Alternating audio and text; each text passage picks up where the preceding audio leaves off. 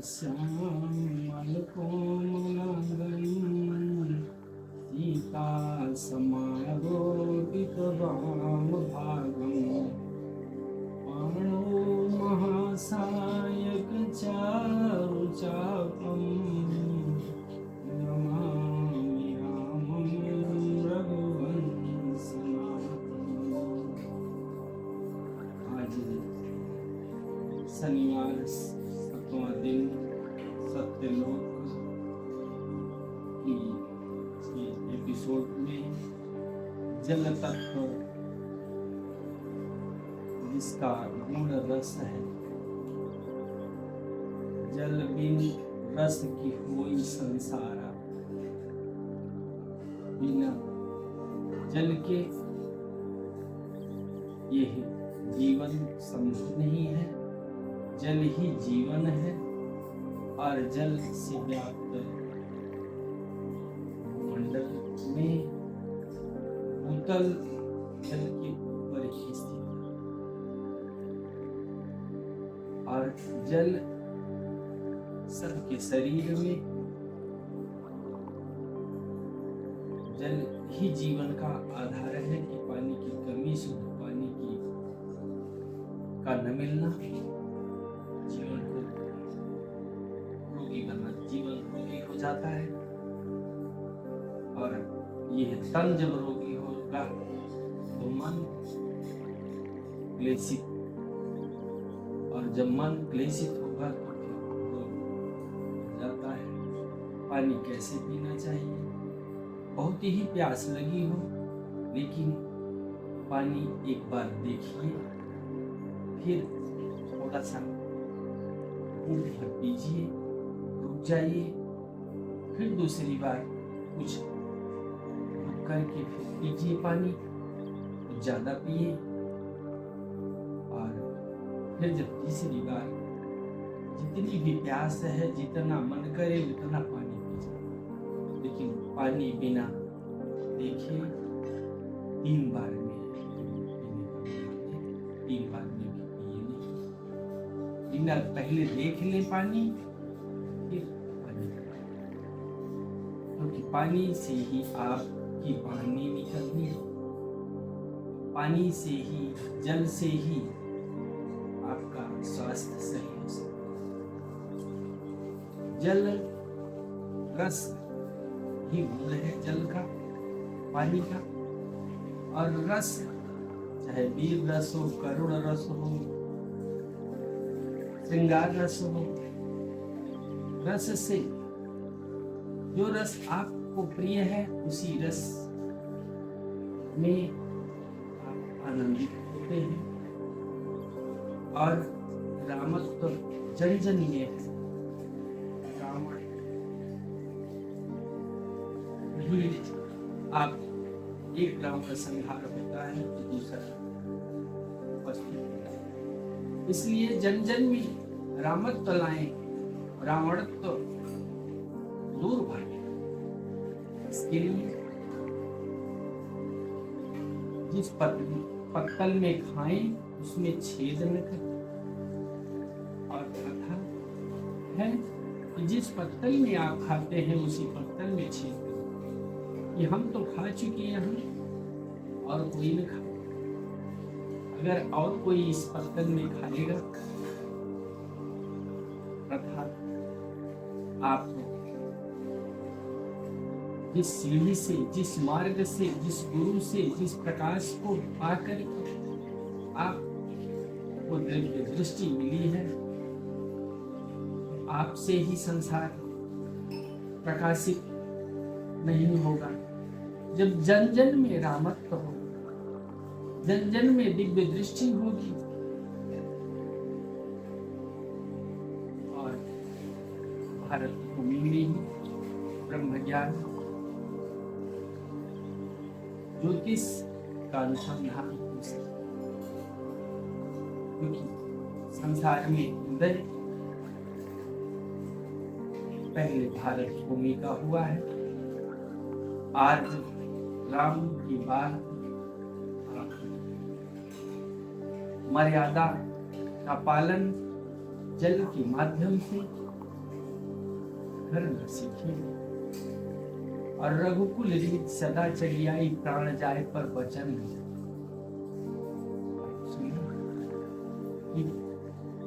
प्राण से भी वाणी प्रिय है। जो अमोघ वाणी अमोघ बाण भगवान का ध्यान है। और कुल में परंपरा, तो आप शब्दों को ध्यान दें और शब्द ही आकाश तत्व का गुण। शब्द ब्रह्म को पाने के लिए आपको जल, पहले अपना स्वास्थ्य, अपने आप को पहचानना होगा। अपने मन में कौन सा रस है, किस रस में आनंदित हो पा रहे हैं, और अपने आनंद की प्राप्ति करें। दूसरे के आनंद में बाधा न बने, और जब दूसरे के आनंद में बाधा नहीं बनेगी, टूटे सुजन मनाइए जो टूटे 100 बार, रही मन फिर कोइए टूटे मुक्ताहार। सज्जन पुरुष जो है, उनका कोई मित्र है तो कोई शत्रु। उनका कोई मित्र नहीं होता है, कोई शत्रु नहीं होता है। पहले वैद्य जी और ज्योतिषी के पास चाहे शत्रु उनका जाता था, चाहे मित्र जाता था, उनका पहला कर्तव्य होता है कि जो आया है उसको उपचार बताए। और विश्वास पूर्वक उपचार ज्योतिषी भी बताता है और वैद्य जी भी। अब यह प्रथा कि वैद्य जी या ज्योतिषी से अपने स्वार्थ में पूछने के लिए जाता है। जो सज्जन है, ब्रह्म ज्ञान सज्जनों की कृपा से, सज्जनों के सहयोग से ब्रह्म ज्ञान उनमें ब्रह्मवाणी निकल रही है। लेकिन ब्रह्मवाणी केवल टूटे सुजन बनाई। ऐसे संत जब आस्थान से जाएंगे तो आप भी वहां नहीं रह पाएंगे। लेकिन ऐसे संतों को, ऐसे अच्छे लोगों को, ऐसे सज्जनों को आप भगाने में ही, कि इनके रहने से मेरा रावण तो चल नहीं पाएगा, मेरी अपनी चल नहीं पाएगी। अतः जो सबकी सेवा कर रहा है, जो सबका कल्याण कर रहा है, उसका कल्याण भगवान करते हैं, उसका हित भगवान करते हैं। जिस दाने पर जिसका नाम लिखा है, खाना उसी को है। ये आपको विश्वास भी है, तो आप सज्जनों को दूर क्यों भगाना चाहते हैं? क्योंकि प्रभु की कृपा में यदि सज्जन स्थान छोड़ते हैं, उस स्थान पर ब्राह्मणत्व जब साधना हो चुकी है, जहां सज्जनों की, सज्जन जहां वास कर चुके हैं, वहां पर फिर दुर्जन का टिकना आसान नहीं हो पाता है। कभी भूत पकड़ रहा है, कभी कुछ हो रहा है, और परेशान रह जाते हैं। स्थान शुद्ध हो चुका था और धर्म वहां उठ रहा था। धर्म से ही धन की प्राप्ति हो रही थी और सब कुछ अच्छा से था। लेकिन जब आप सज्जनों को दूर भगा करके, संतों से मित्रता तोड़ करके, अच्छे लोगों जो शांत शुद्ध सदाचारी कृतज्ञ हैं और दृढ़ भक्त हैं, आप ईश्वर को नहीं मानते हैं, लेकिन विश्वास जिनसे है कि इनसे अगर हम पूछते हैं तो हमें मिसगाइड नहीं करें, और कोई भी पूछेगा उनको मिसगाइड नहीं कर रहे हैं। तो मिसगाइड नहीं कर रहे हैं तो इनसे हम नहीं मिले, कोई भी नहीं मिले। इसलिए इनको इस स्थान से हटाओ। ये प्रथा जब तक रहेगी, रावण कितने भी आप मारेंगे, रावण का संहार हो जाएगा, लेकिन फिर रावण कोई न कोई आ जाएगा, क्योंकि यह प्रकृति राम और रावण दोनों से ही है कि रावण का संहार करने के लिए राम को ही आना। इसलिए जन जन में रामत्व व्याप्त हो जाए और सज्जनों का सम्मान सर्वत्र होने लगे।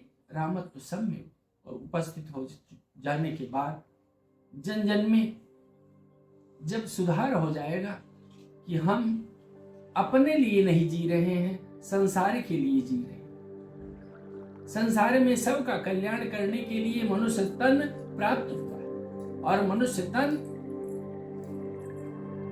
प्राप्त होने पर जल को जीवन आप पाए, और जल के आधार पर जल की थोड़ी सी भी कमी, लेकिन हम पानी पिए जिस कुएं पर पानी पी रहे थे तो वहां दूसरे ने हम पानी रोक देते थे।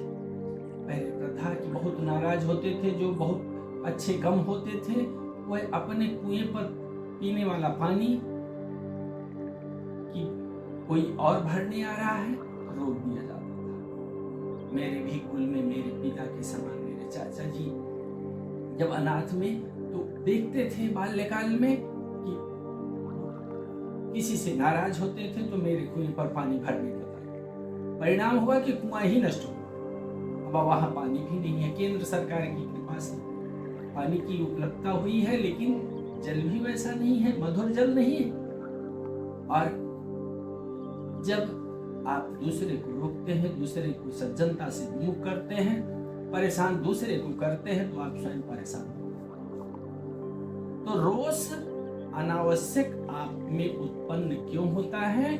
जल को जीवन मानकर के यह सब का कल्याण करने के लिए शुद्ध जल आप भी पिए और शुद्ध जल दूसरे को पिलाएं। शुद्ध वाणी आप भी बोले तो शुद्ध वाणी दूसरे भी बोलेंगे।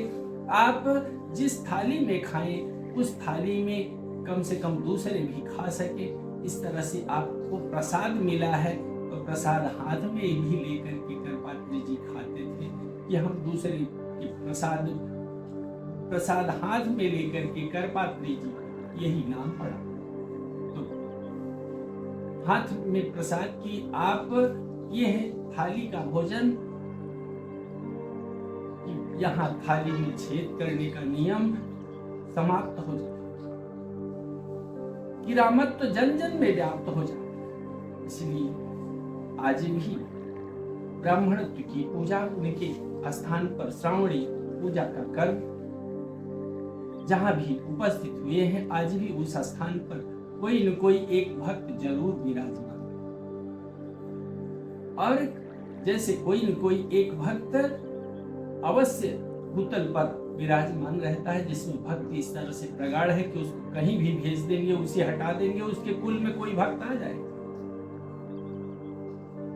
और जब समय होगा तो अवश्य ही उसका प्रकाश फैलेगा, और जो दूसरे के धर्म को नष्ट करता है, अपना धर्म रक्षा करने के लिए दूसरे के धर्म को नष्ट करता है, वह धर्म नहीं कहा जाता। जो अपना धर्म है वह सनातन परंपरा अनुसार है। तो सनातन धर्म में सभी धर्म मिलते हैं और यह नष्ट नहीं हो सकता है। इससे ही सभी धर्म सृजित हुए हैं, इसमें से ही सब निकले हैं। जो जिसकी पूजा करता है, भूत की पूजा करता है तो भूत हो जाता है। जो जिसकी भी पूजा, जैसे भी उसका व्यवहार रहता है। और आहार तो तब मिलेगा, पृथ्वी आपको शरीर तो उस तरह से तब मिलेगी जब जल आप अच्छा पिएंगे तो अच्छी वाणी निकलेगी, और वाणी के प्रभाव से ही आप स्थान पाएंगे, किसी स्थान को पाएंगे। भारत भूमि में आपको स्थान मिला है तो आप धन्य हैं। और भारत भूमि में यह प्रार्थना है कि जन्म मृत्यु का बंधन छूटने वाला नहीं है। यह जब सृष्टि का संचालन कोई कर रहा है, यह आपको विश्वास है तो जन्म जहां हुआ है वहीं मृत्यु हुए, यह धारणा आपकी होनी चाहिए। और जहां जन्म हुआ है वहां मृत्यु हो, तो जन्म का घुसुंडी की तरह आपको जन्मत मरत दुसह दुख हो। लेकिन जब ज्ञान हो जाएगा, ब्रह्म ज्ञान हो जाएगा कि संसार को चलाने के लिए, संसार को निर्देशन करने के लिए रामचरितमानस ही है, और रामचरितमानस के द्वारा संसार का कल्याण हो रहा है, और रामचरितमानस सनातन है। रामायण की नारायण नारायणाम ऐणा जस सह नारायण, रामानाम ऐणा जस सह रामायण। तो रामायण ही घर है आपका, रामचरितमानस के रूप में उपस्थित है। अतः जल ही जीवन है, और जल जीवन में जिसका तत्व रस, जिसका गुण रस है, तो आप आनंदित होंगे करुण रस में, श्रृंगार रस में, वीर रस में, जिसमें भी आपको आनंद मिल रहा है उस धर्म पर, उसमें आनंदित होने के लिए कोशिश करें। और जब आनंदित होने के लिए कोशिश करेंगे, अपने में ही कोशिश करेंगे, अपने आप को पहचानेंगे। संसार एक गुण से, आपके एक गुण से संसार आपको जानेगा, और एक गुण जब वह विकसित होगा कि आप किसी एक रस का पान कर रहे हैं और उसी रस का पान सभी लोग करने लगेंगे, आपके अनुयायी भी बहुत हो जाएंगे। और इस संसार में जैसे भारत भूमि में जन्म पा करके आप धन्य हुए हैं, ऐसे ही भारत भूमि तो धन्य है ही।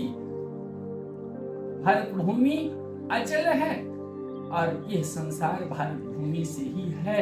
इस संसार में जल बिनु रस की होई संसारा, यह है संसार रस से युक्त। जैसे संसार हुआ है जल के माध्यम से, वैसे आपके जन्म के माध्यम से यह रस से युक्त हो जाएगा। ओम नमः शिवाय।